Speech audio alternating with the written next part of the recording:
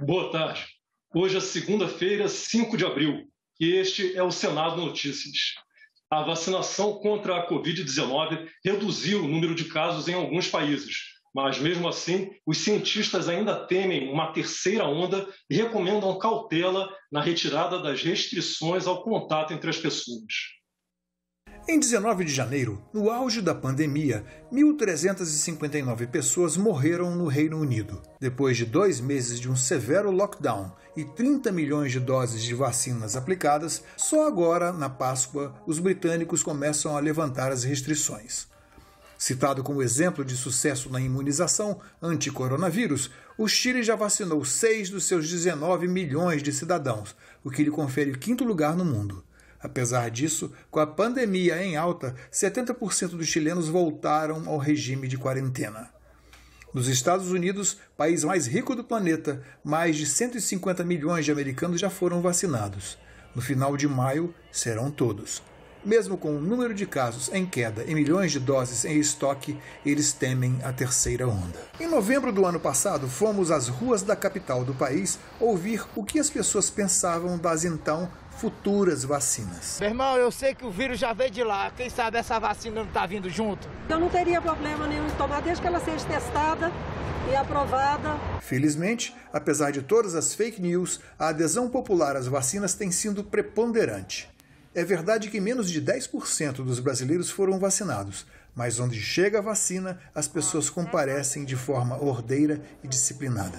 Nas internações e nos leitos das UTIs, o grupo dos idosos agora é minoria. Aqui no Brasil, apesar da vacinação tão lenta, também estudos já demonstram isso. A própria Fiocruz já mostrou que entre aquele público com mais de 85 anos, que foram os primeiros a serem vacinados, reduziu fortemente o número de pessoas acometidas pela Covid, a gravidade dos casos e a necessidade de internamentos, bem como das mortes. Mas todo cuidado é pouco. A imunidade só é garantida pelo menos 2 semanas depois da segunda dose.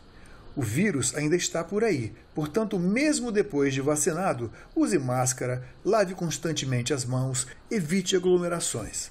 A vacina protege você das formas mais graves da doença, mas não impede que você dê carona ao corona. Está comprovado a eficiência da vacinação. Não temos outro caminho a seguir.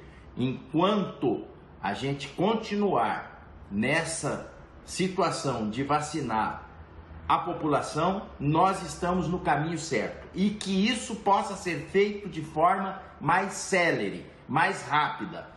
Vamos evitar aglomerações, vamos cumprimentar as pessoas com uma certa distância, nada de beijinho, nada de abraços, nada de aperto de mãos, cuidar da higiene das mãos e, com fé em Deus, o trabalho que nós estamos fazendo no Congresso Nacional, o novo ministro da Saúde, as relações diplomáticas para a gente conseguir um número maior de vacinas, não há a menor dúvida que dentro de pouco tempo nós vamos poder comemorar e voltar à nossa vida normal que nos foi roubada por essa pandemia.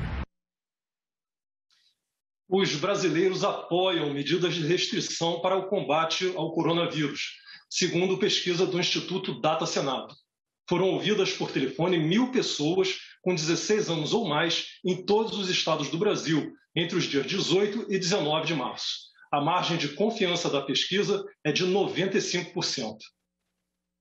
88% dos brasileiros acham muito importante que estados e municípios possam comprar vacinas contra o coronavírus, conforme lei aprovada pelo Congresso em março. Sobre o setor privado comprar vacinas, o apoio também é alto. 81% acham muito importante. Essa lei vai agilizar a vacinação da população, na opinião de 84% dos entrevistados. Para 78% dos brasileiros, a circulação de pessoas em locais públicos deve ser restringida. Dentre esses, 51% acham que deve ser durante o dia todo. Para outros 45%, apenas durante parte do dia. Em relação aos estabelecimentos que devem ter limitações de funcionamento, o apoio ficou assim: 54% apoiam limitações no comércio, 61% nas igrejas, 72% nas escolas. O nível de medo da Covid-19 ficou assim: 64% tem muito medo, 23% tem pouco medo, 12% não tem medo nenhum, 1% preferiu não responder. Outros resultados da pesquisa: 71% acham que a pandemia está pior do que no ano passado. 70% acham que a crise econômica vai piorar nos próximos 3 meses. 56% acham que a crise da saúde vai piorar nos próximos 3 meses. 93% dizem lavar as mãos com frequência. E 86% dizem usar máscara com frequência. A equipe econômica do governo vem conversando com os presidentes do Senado e da Câmara e com o relator do orçamento, o senador Márcio Bittar, sobre a peça orçamentária aprovada pelo Congresso, que precisa ser sancionada até o dia 22. Bittar já havia anunciado ao governo a intenção de cortar 10 bilhões de reais em emendas, e a Instituição Fiscal Independente do Senado publicou um documento mostrando que é necessário cortar quase 32 bilhões de reais para evitar furar o teto de gastos. Uma nota técnica da Instituição Fiscal Independente do Senado, a IFE, analisa o orçamento de 2021, aprovado pelo Congresso em 25 de março e ainda não sancionado pelo presidente da República. Segundo o estudo, o país vai precisar contingenciar 31,9 bilhões de reais das despesas discricionárias, aquelas que não são obrigatórias e por isso podem ser bloqueadas pelo governo. A IFE observa que o orçamento prevê 139,1 bilhões de reais para as despesas discricionárias, mas calcula que o teto de gastos permite no máximo 107,2 bilhões de reais. Isso resultaria num estouro do teto de gastos em 31,9 bilhões de reais. Os cálculos para a despesa obrigatória, comparados com as projeções da Instituição Fiscal Independente, indicam um nível muito baixo dessas despesas e um aumento das despesas discricionárias. O valor das despesas discricionárias no orçamento de 2021 foi aumentado em 26,5 bilhões de reais retirados das despesas obrigatórias, através de complemento de voto, para atender a mais emendas parlamentares. O desafio principal é que o governo precisará suplementar essas despesas obrigatórias que ficaram subestimadas e encontrar uma forma de fazer isso de maneira a cumprir o teto de gastos públicos. A IFE ressalta no relatório que o contexto fiscal deste ano é marcado pela incerteza provocada pelo crescimento dos casos de Covid-19. O orçamento não prevê gastos com auxílio emergencial, mas a IFE calcula que o gasto total seja de 45 bilhões de reais, considerando a parcela dos beneficiários que devem migrar do Bolsa Família para o auxílio. As negociações para tentar solucionar esse impasse no orçamento são um assunto da coluna de Economia, com a editora do Agenda Econômica, Antônia Márcia Vale. De forma simplificada, o principal problema do orçamento deste ano é que ele prevê recursos menores do que o necessário para cobrir as despesas obrigatórias do governo. A parcela mais atingida foi a área social, como o pagamento de abono salarial e o seguro-desemprego. Mas o que aconteceu? Aconteceu que o governo enviou uma proposta orçamentária com previsão de inflação em 2020 muito menor do que a que se confirmou. Além disso, os recursos para investimentos de infraestrutura e gastos com militares foram ampliados. No Congresso, os recursos das emendas dos parlamentares também foram ampliados. E como solucionar esse problema? A própria lei orçamentária tem mecanismos que permitem essa solução. Caso decida sancionar o projeto, o governo pode, primeiro, contingenciar despesas não obrigatórias para garantir o cumprimento do teto constitucional e depois remanejar recursos de uma despesa para outra já prevista, mas sem recursos suficientes. Isso pode ser feito via decreto ou projeto de lei específico. Esse é um procedimento relativamente comum, feito quase todos os anos. Então, por que o impasse?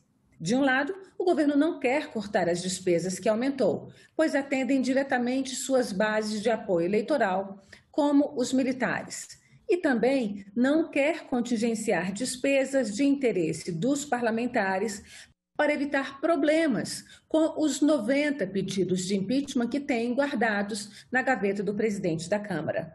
No Congresso, os parlamentares também não querem cortar todas as suas emendas. O relator do orçamento, senador Márcio Bittar, já negociou um corte de 10 bilhões de reais nas emendas de deputados e senadores.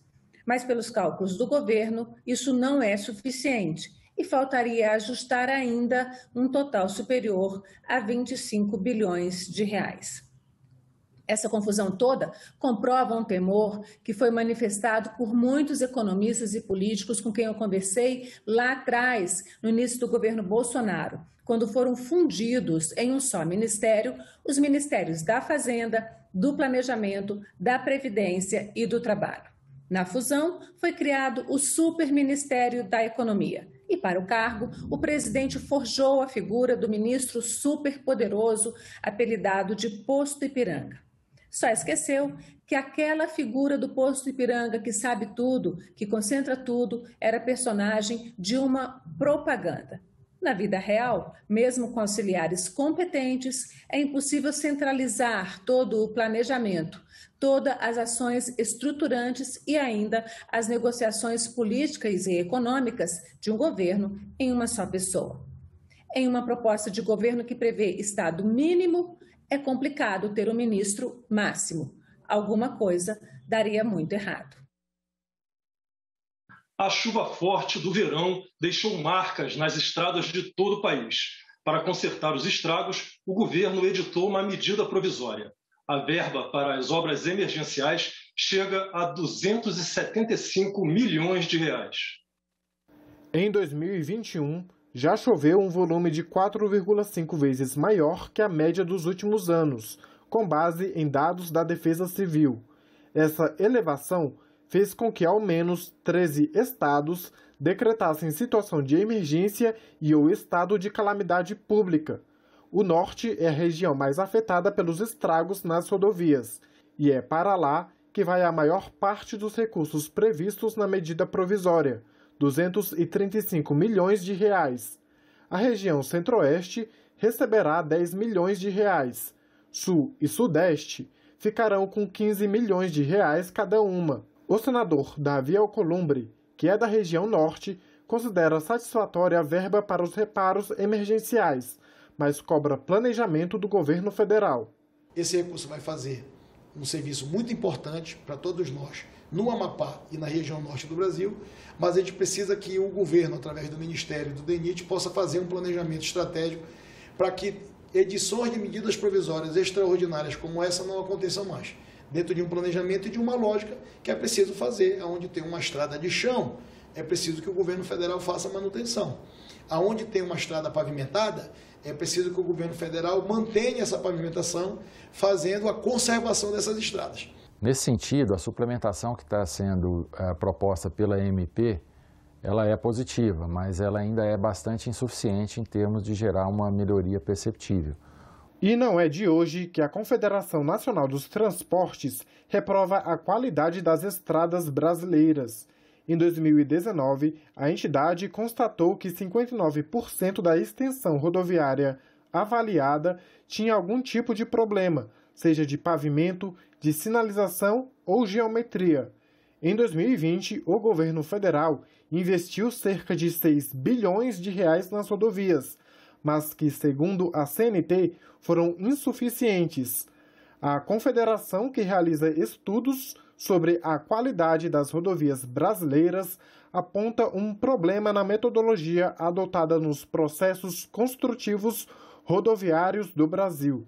A nossa metodologia está defasada em relação aos principais países, então é preciso, em primeiro lugar, fazer uma atualização técnica, aumentar a fiscalização, melhorar os processos construtivos, e isso tudo é o que vai dar uma sobrevida ao nosso pavimento, para que ele dure mais e fortaleça o investimento que foi realizado.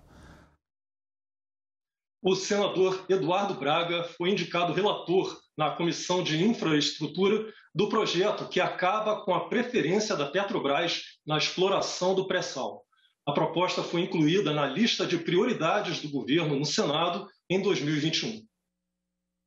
Com a descoberta do pré-sal, foi criado o regime de partilha para garantir que o Estado ficasse com boa parte do óleo e também para que mantivesse poder estratégico de investir e controlar a área.